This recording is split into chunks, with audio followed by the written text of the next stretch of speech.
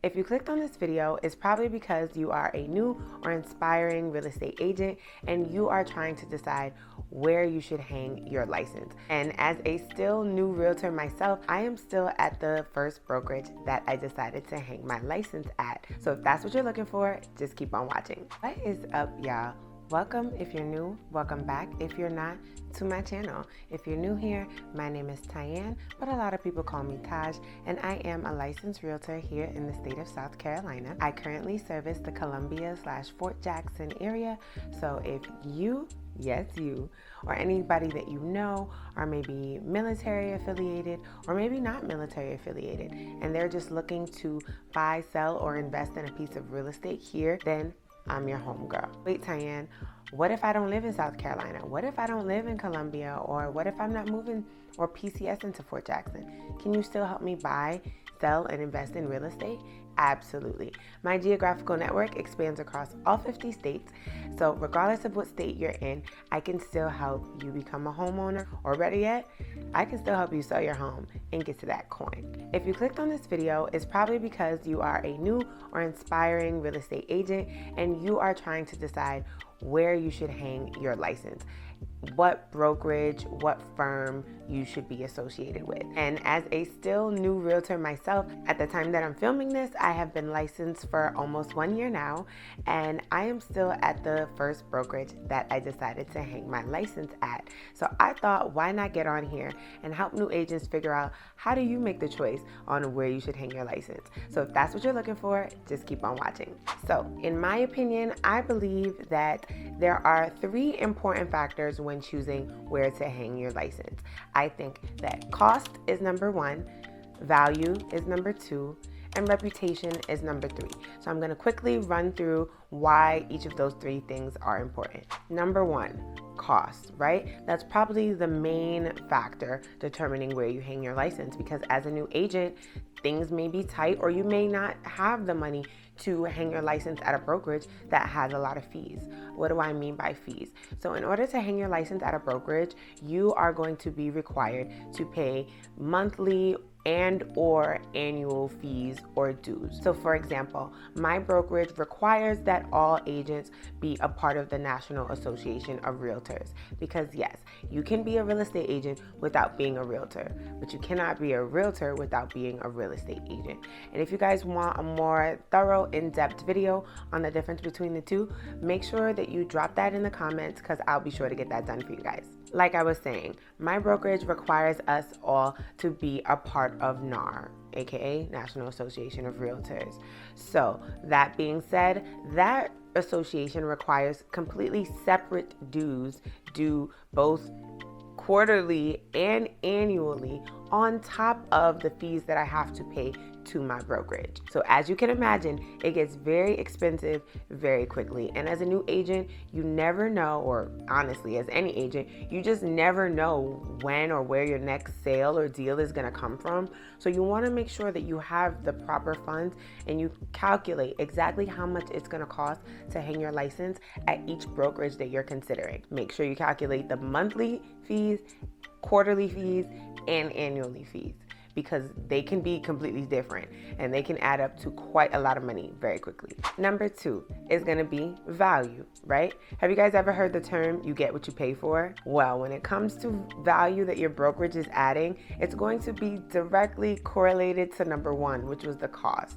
So if you have a brokerage that does not require a lot of fees, very minimal, seems very cheap to start up, to hang your license there, chances are they're not offering you a lot on the back end. So you're getting what you pay for.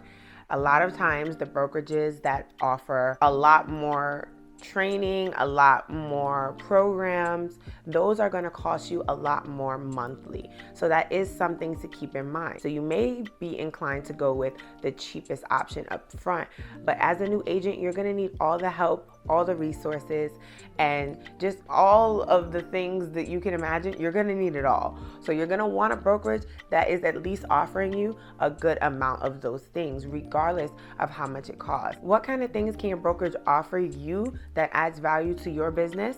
Things such as reoccurring trainings. Are they frequent with trainings? Is there a training schedule? Trainings about things that are going on in the market, trainings about new documents that may be releasing in your state, updates to documents. Do they offer some type of mentoring / shadowing program for new agents? Because that's super important. As a new agent, you may want to follow behind a top producing agent. Does your brokerage offer a program like that? Are any of the agents at your brokerage even willing to commit to programs like that? How readily accessible is the BIC? BIC is an acronym for broker in charge.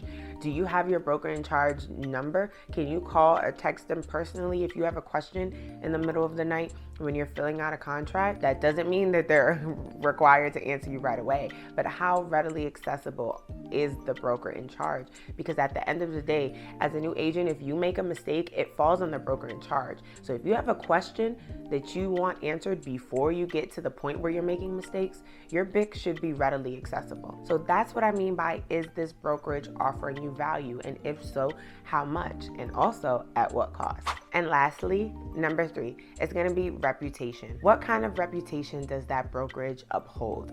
Is it a brokerage that is a boutique brokerage, which means it's a very small, maybe privately owned brokerage? Or is it a big name brokerage like your Keller Williams, your Century 21s? For the most part, those are like the mega ones, right? The ones that are mainly known. What type of reputation does that specific office have if you're thinking of going the big brokerage route? Are the people in the office friendly? Does it have a warm, welcoming environment? What kind of niche does that specific office cater to? Is it more on the luxury side? Is it more on the buyer side? Is it more on the seller side? Yes, all brokerages are going to service all of these type of clients, but chances are every brokerage office has a specific niche, regardless of what the agents at that office are catering to. The brokerage and that office in and of itself is probably catering to an average type of client, average being whatever is average for that brokerage. And most importantly, you want to know, does that brokerage or that office, does their mission align with yours? Because essentially by hanging your license at that brokerage, you are attaching their name to yours. So you want to make sure that the things that you stand for and the principles that you plan to build your business on are also principles that the brokerage you're hanging your license stands on and believes in. You want to make sure that their mission, that their why is something that you can stand behind, because you both will be a representation of one another. And those are just the 3 main things, in my opinion, that every new or aspiring agent needs to consider when deciding where to hang their license. I did not want to make this video super long. I wanted it to be concise and to the point. And I think that those 3 things, if you keep in consideration, will greatly help you weave out where you should hang your license. I also want to let it be known, when you are going on these interviews, understand this very clearly. You, the agent, again, you, the agent, are interviewing the brokerages. They are not interviewing you. You want to know, what can they bring to the table?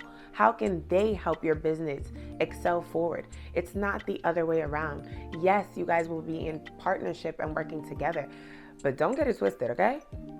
That brokerage is working for you, and you are working with that brokerage.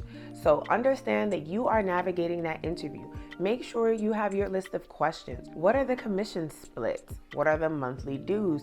What comes and is included in those monthly dues? Is your office accessible 24 hours a day? Meaning, do you have access to that office after hours? Are you only allowed to go into the office during certain times? Do you have to schedule an appointment to get an office to have an appointment for one of your clients? Those are all things that when you're interviewing brokerages, you want to know. And that is going to conclude this video.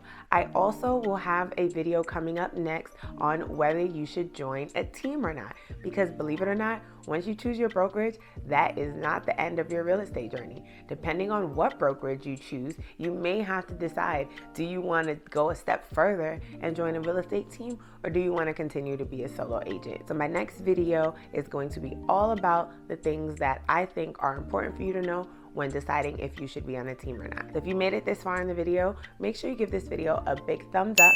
so you can let the algorithm know that you want to catch these real estate gems, because I drop them weekly. If you are deciding between a brokerage, drop it in the comments. We'll have a conversation. Let's go back and forth about the things we've heard and the things we know to be true about all of these brokerages. And last and not least, make sure you hit that subscribe button and then go ahead and hit that notification bell, not one time, but two, so you are notified every time I drop a real estate gem like this. And until then, I will see you guys in my next video. Peace, y'all.